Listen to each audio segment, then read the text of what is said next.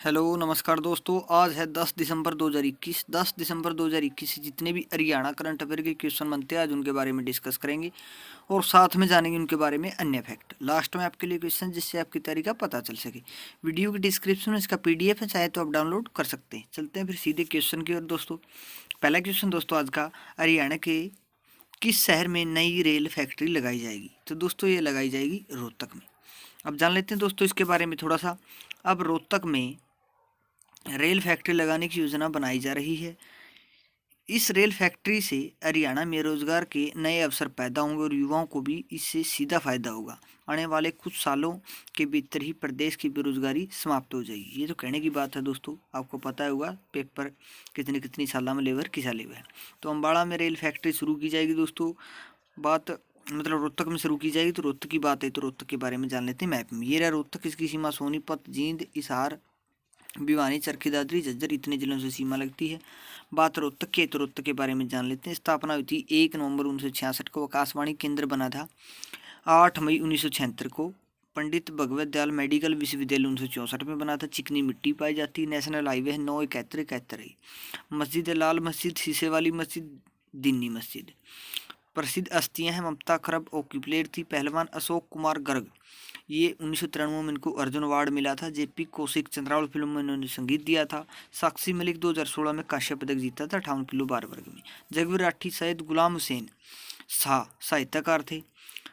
अश्विनी चौधरी अरविंद स्वामी निर्माता और निर्देशक रहे हैं। कुषाण कालीन मूर्तियों का एक केंद्र माना जाता है रोहतक को। नेशनल हाईवे 71 रोहतक और पानीपत को जोड़ता है। सौरी क्लॉथ मार्केट बहुत ही ज़्यादा फेमस है रोहतक की। तो दोस्तों ये थी रोहतक के बारे में और क्वेश्चन के बारे में जानकारी। चलते हैं अगले क्वेश्चन की ओर। पायलट प्रोजेक्ट के लिए हरियाणा के कितने जिलों को चुना गया है? तो दोस्तों ये चुना गया है हरियाणा के 5 जिलों को। अब जान लेते हैं दोस्तों इसके बारे में थोड़ा सा। पायलट प्रोजेक्ट के लिए हरियाणा सरकार ने शुरुआत में 5 जिलों का चयन किया है। इसमें अम्बाड़ा, करनाल, जींद, गुरुग्राम और फरीदाबाद शामिल है। गुरुग्राम और फरीदाबाद में वायु प्रदूषण के चलते स्कूल बंद है, इसलिए बाकी 3 जिलों में यह पायलट प्रोजेक्ट के तौर पर चल रहा है, जिसमें छात्रों को टेबलेट देकर उसमें इस्तेमाल के दौरान आने वाली कमियों को नोट किया जाएगा, जिससे दूर करने के बाद ही छात्रों को योजना के तहत टैबलेट वितरित किए जाएंगे। दोस्तों 4 जिलों में स्थापित की जाएगी दोस्तों ये। अगला क्वेश्चन दोस्तों आज का, तिनका तिनका फाउंडेशन की ओर से कितने बंधुओं को बंदनी पुरस्कार से सम्मानित किया गया है? तो दोस्तों ये किया गया है 2 बंधुओं को ये पुरस्कार दिया जाएगा। ये जेल में जिन्होंने अच्छा व्यवहार किया है, अच्छा कैदी बनकर रहे, तो उनको ये पुरस्कार दिया जाता है। चल जान लेते हैं दोस्तों इस क्वेश्चन के बारे में। तिनका तिनका फाउंडेशन की ओर से मानवाधिकार दिवस के लिए तिनका तिनका अवार्ड विजेताओं की सूची जारी कर दी है। जेल के बंदियों और कर्मचारियों के लिए विशेष पुरस्कार और उत्सव का यह 7वां साल है, जिसमें करनाल की झोली में 2 पदक आए हैं। इनमें एक बंदनी पुरस्कार सोनिया चौधरी तथा दूसरा पेंटिंग की श्रेणी में सांत्वना पुरस्कार उत्तम आनंद को मिला है। उन्हें 9 दिसंबर को यह पुरस्कार सौंप दिया जाएगा दोस्तों। तो ये दोनों करनाल के हैं दोस्तों। करनाल की बात आई तो करनाल के बारे में जान लेते हैं मैप में। ये रहा करनाल, इसकी सीमा कुरुक्षेत्र, यमुनानगर, कैथल, जींद, पानीपत, यहाँ उत्तर प्रदेश और यमुना नदी से भी सीमा बनती है दोस्तों। जान लेते हैं अब करनाल के बारे में थोड़ा सा। स्थापना हुई थी 1 नवंबर 1966 को। नेशनल हाईवे है 709A और 115। यहाँ पर भगवान सूर्य और दानवीर कर्ण की मूर्तियों का मनमोहक घंटाघर बना हुआ है। पुराना नाम इसका कर्नाल्य था। 1990 में हरियाणा ग्रामीण विकास संस्थान की स्थापना की गई थी। परासर का मेला, पांडु का मेला और छड़ियों का मेला, ये मेले लगते हैं। ग्रीनवुड पॉलिटेक्निकल कॉलेज रनवार में है। मधुबन पुलिस प्रशिक्षण परिषद 1973 में बनाई गई थी। चलते हैं दोस्तों अगले क्वेश्चन की ओर। देश के किस शहर से भिवानी की मिनी चिड़ियाघर में शेर लाया जाएगा? तो दोस्तों ये लाया जाएगा मध्य प्रदेश के इंदौर शहर से। अब जान लेते हैं इसके बारे में। शहर के मिनी जू में अब जल्द ही इंदौर का शेर दौड़ेगा। सेंट्रल जू अथॉरिटी ने इंदौर के जू से शेर प्रत्यार्पण की मंजूरी दे दी है।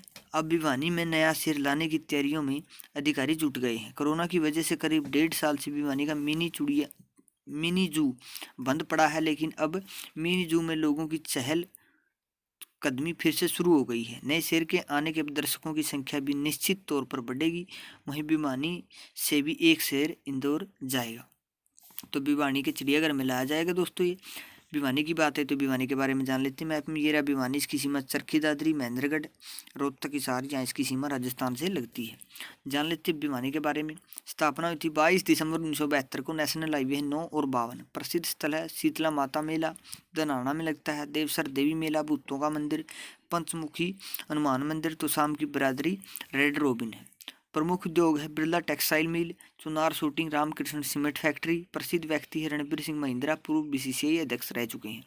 बंसीलाल पूर्व रक्षा मंत्री व हरियाणा के मुख्यमंत्री रह चुके हैं। बनारसी दास गुप्ता पूर्व हरियाणा के मुख्यमंत्री रह चुके हैं। मुंशी जोगीराम सारंगी वादक थे। भीम स्टेडियम भी भिवानी में।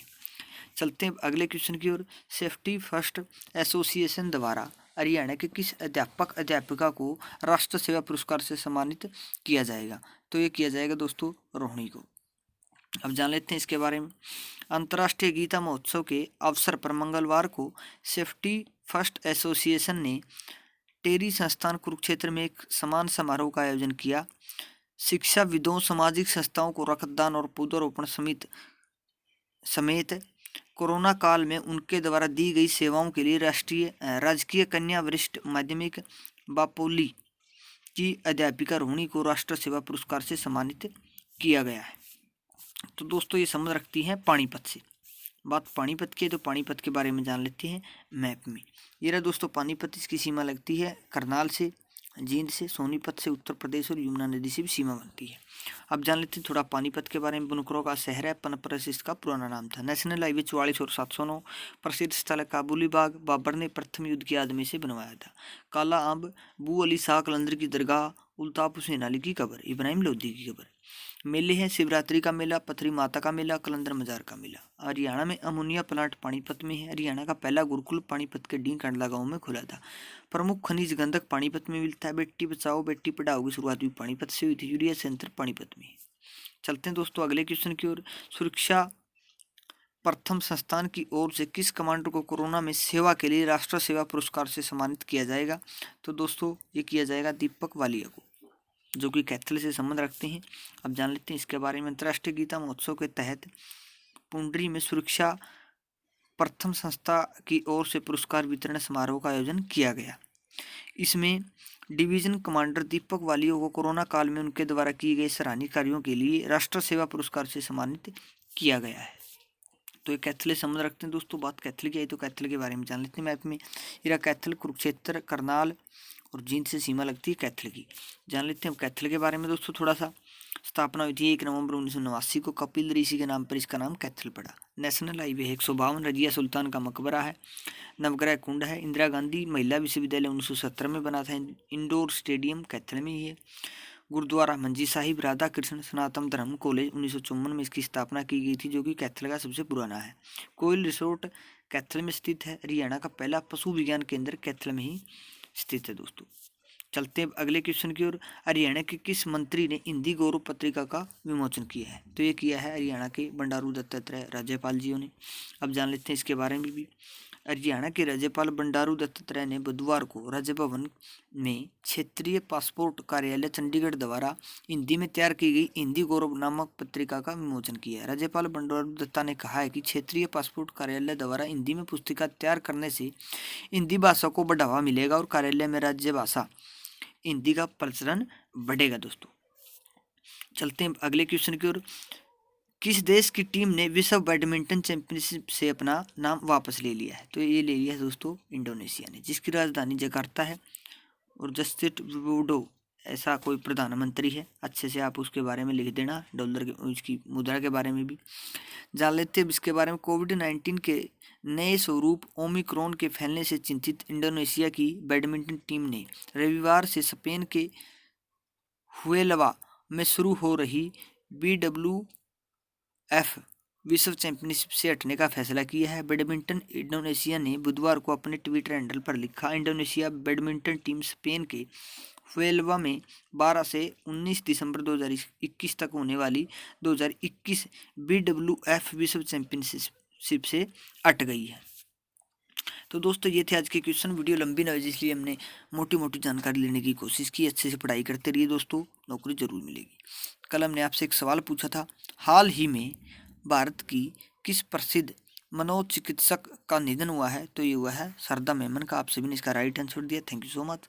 बस मेहनत करते रहिए हमारे साथ, कामयाबी जरूर मिलेगी दोस्तों। आज का सवाल है, एशिया सबसे बड़ा मेटा का ऑफिस कहाँ खोला जाएगा? तो इसका जवाब आप कमेंट बॉक्स में लिख देना दोस्तों। बार बार बोलते कमेंट बॉक्स में क्वेश्चन के बारे में जितनी जानकारी होती है उसके बारे में लिखा करो दोस्तों, जो भी पूछा जाता है।